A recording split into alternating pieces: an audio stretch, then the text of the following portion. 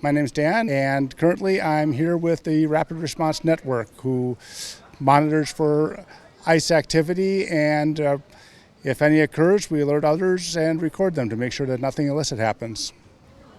And how quickly did you receive the response and then come to campus? We first learned about this last night, or at least I first learned about this. Apparently, Anza College put a sign in one of their buildings saying something like, "Welcome undocumented students." Libs of TikTok, a far-right rage bait poster, put a picture of that online and said something like, "This would be a good place for ICE to raid."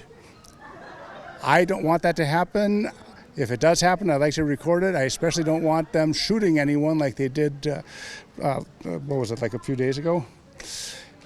And so the alert went out to anyone who was willing to do shifts to come out here, make sure our presence is known, and capture on camera any illegal activity that they might do. And are you okay with any students coming to you with questions about ICE? I'm fine. I don't know how many answers I'll have that aren't in the aren't public knowledge, to be honest with you. Yes. What does a legal warrant signed by a judge look like? Well, you just named the most important thing, the signed by a judge. There are two levels of warrant. One, which they use most often, is just an arrest warrant that might list a person's name or might just say that they're entitled to take people away. But a judicial warrant, also known as a search warrant, will list a specific address and a specific time that they can go into, and it has to be signed by a judge. That's the one that allows them to go into private property.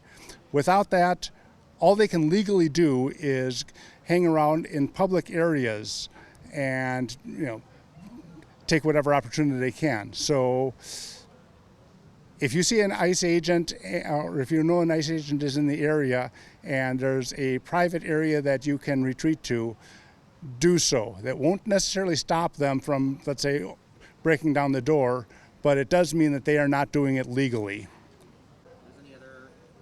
Do Miranda rights apply for undocumented individuals? Miranda rights should apply for everyone, and honestly, without due process, you can't even tell whether someone's documented or undocumented. I mean, that's one of the main points of due process, for you to be able to present your case. At the current time, they could just grab a fully documented American citizen, and if they skip due process, they could just haul them off to anywhere. That's why due process is so important. You have to have your legal right to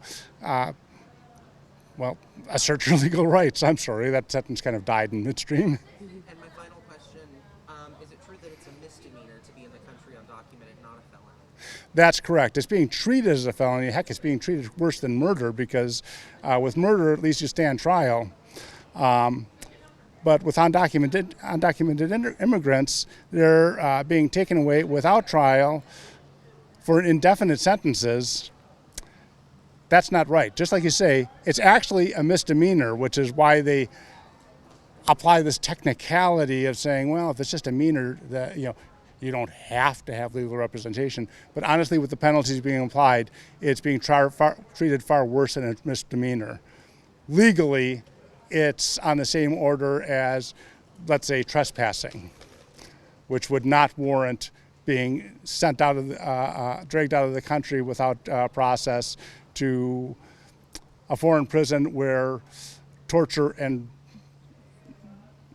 let's say, grape, to be social media correct, is unfortunately common.